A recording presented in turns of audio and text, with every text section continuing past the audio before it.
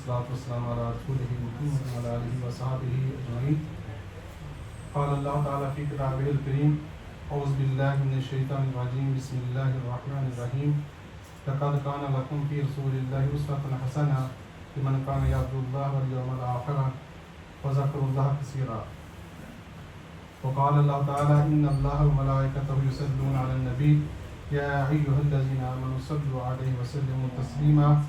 اللهم صل على محمد وعلى آل محمد كما صليت على إبراهيم وعلى آل إبراهيم إنك حميد مجيد.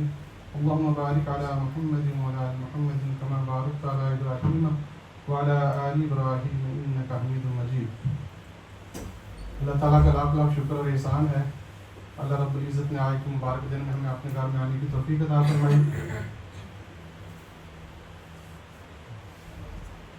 اللہ تعالیٰ نے اپنے حبیب صلی اللہ علیہ وآلہ وسلم کو ہمارے لیے بہترین نمونہ بنا کر بھیجا ہے، اور جب ہم زندگی کے کسی بھی شعبے کے اندر رہنمائی حاصل کرنا چاہیں تو ہماری یہ ذمہ داری بنتی ہے کہ ہم اللہ اور اس کے رسول صلی اللہ علیہ وسلم کی جو نمونہ ہے اس کو دیکھیں. اگر ہم اچھا شوہر بننا چاہتے ہیں گھر کے اندر تو بھی ہمارے سامنے جو ہے اللہ کے رسول صلی اللہ علیہ وسلم کی زندگی جو ہے وہ نمونے کے طور پہ جو ہے موجود ہے. اگر ہم اچھا والد بننا چاہتے ہیں تو بھی ہمارے سامنے جو ہے ماڈل موجود ہے. زندگی کا کوئی بھی شعبہ ہو، آپ عدالتوں کے دیکھ لیجئے، اللہ کے رسول صلی اللہ علیہ وسلم جو ہے دنیا کے بہترین جج بنے اور انصاف کی جو مسائلیں قائم کر دیں. آپ صلی اللہ علیہ وسلم جو جنگی کمانڈر بنے تو بہترین کمانڈر بن کے آپ نے دکھایا، اور رہتی دنیا تک، آنے والے مسلمانوں تک، قیامت تک جو ہے اللہ تعالیٰ نے ہمارے سامنے جو ہے وہ ماڈل کو جو ہے بطور نمونہ جو ہے وہ محفوظ کر دیا. اس دنیا میں اور بھی جتنے بھی انبیاء علیہ الصلوۃ والسلام تشریف لائے، اللہ پاک نے ان کا ذکر تو کیا ہے، لیکن اللہ کے رسول صلی اللہ علیہ وسلم کی ایک ایک ادا کو جو ہے محفوظ کر دیا کہ آپ مسکرائے تو کس طریقے سے مسکرائے، غصہ ہوا تو کس طریقے سے غصے ہوئے، آپ نے وضو کیا تو کس طریقے سے، وضو کا پانی گرا تو کس صحابی نے جو ہے آگے ہاتھ بڑھا کر جو ہے وہ اس کو اپنے ہاتھوں پہ لیا اور برکت کے لیے اپنے جسم کے اوپر ملا.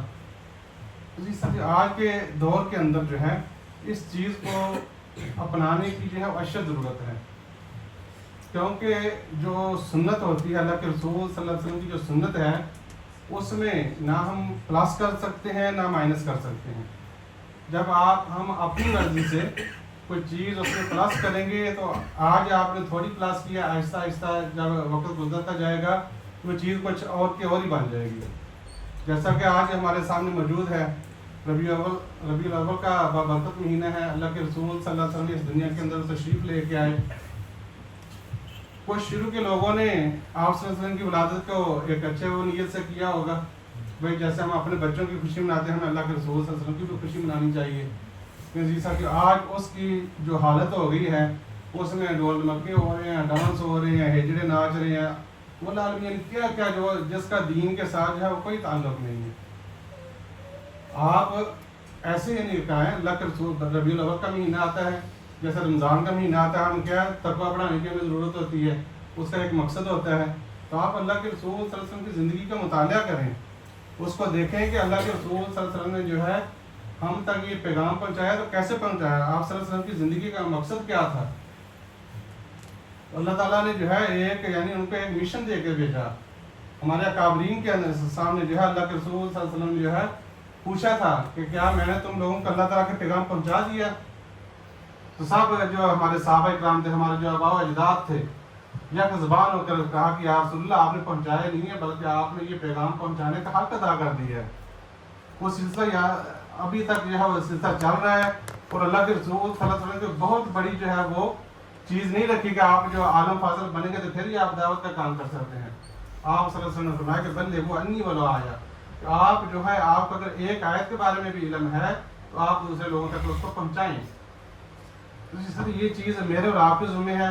آج ہم جاپان کے اندر رہتے ہیں، یہ ایک غیر اسلامی ملک ہے، تو میرے اور آپ کے ذمہ جو چیز ہے کم از کم جو ہے سید الانبیاء جناب محمد رسول اللہ صلی اللہ علیہ وسلم کا تعارف جو ہے کم از کم اپنے ہمسایوں تک پہنچائیں، کم از کم جو ہے اپنے جن لوگوں سے ہم کاروبار کرتے ہیں ان لوگوں تک پہنچائیں، اور اپنی ذمہ داری کو، یعنی آپ دیکھیں اللہ کے رسول صلی اللہ علیہ وسلم جو ہے لوگوں کو اللہ تعالیٰ کی طرف بلانے کے لیے کتنی محنت کرتے تھے، اور کتنے دل کے اندر ان کی تکلیف ہوتی تھی کہ یہ لوگ جو ہے جہنم میں چلے جائیں گے۔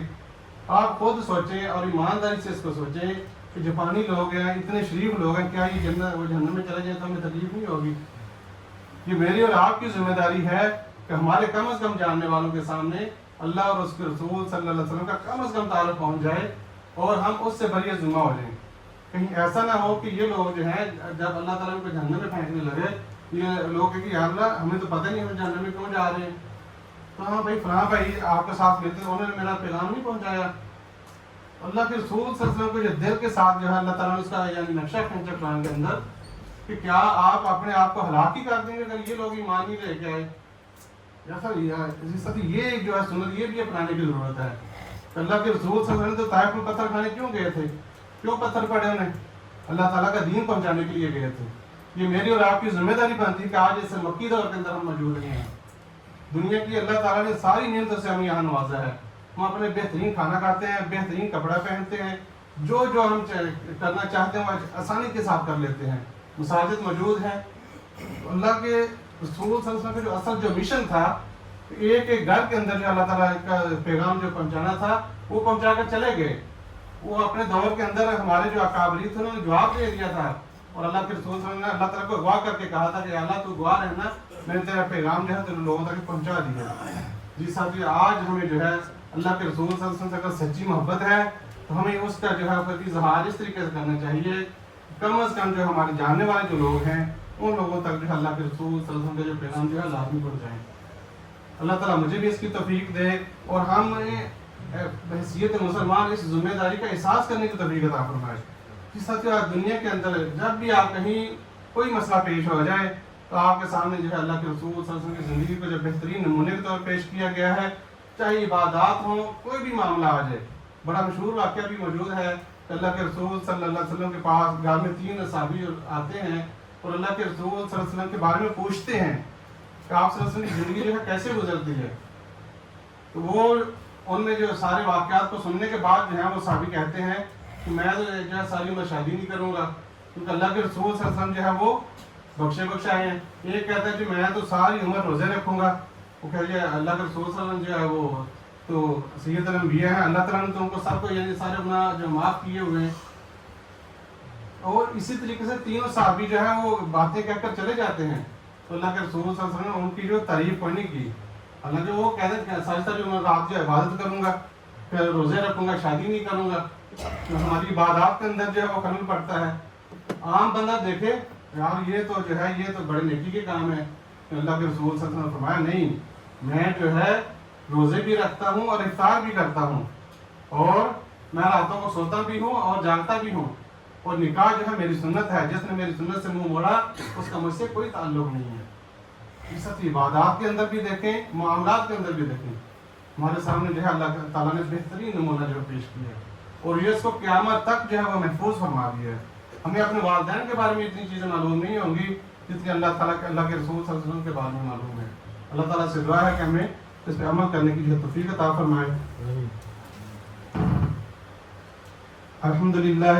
الحمدللہ رب العالمین والعاقبۃ للمتقین والصلاۃ والسلام علی رسولہ محمد وعلی آلہ وصحبہ اجمعین۔ قال اللہ تعالیٰ فی کتابہ الکریم ان اللہ وملائکتہ یصلون علی النبی یا ایھا الذین آمنوا صلوا علیہ وسلموا تسلیما۔ اللهم صل على محمد وعلى آل محمد كما صليت على إبراهيم وعلى آل إبراهيم إنك حميد مجيد۔ اللهم بارك على محمد وعلى آل محمد كما باركت على إبراهيم وعلى آل إبراهيم إنك حميد مجيد۔ اللهم انصر من نصر دين محمد صلى الله عليه وسلم واجعلنا منهم، واخذل من خذل دين محمد صلى الله عليه وسلم ولا تجعلنا منهم۔ عباد الله رحمكم الله، إن الله يأمر بالعدل والإحسان وإيتاء ذي القربى وينهى عن الفحشاء والمنكر والبغي يعظكم لعلكم تذكرون اذكروا الله يذكركم وادعوه يستجب لكم ولذكر الله تعالى أعلى وأولى وأعز وأجل وأكبر والله يعلم ما تصنعون.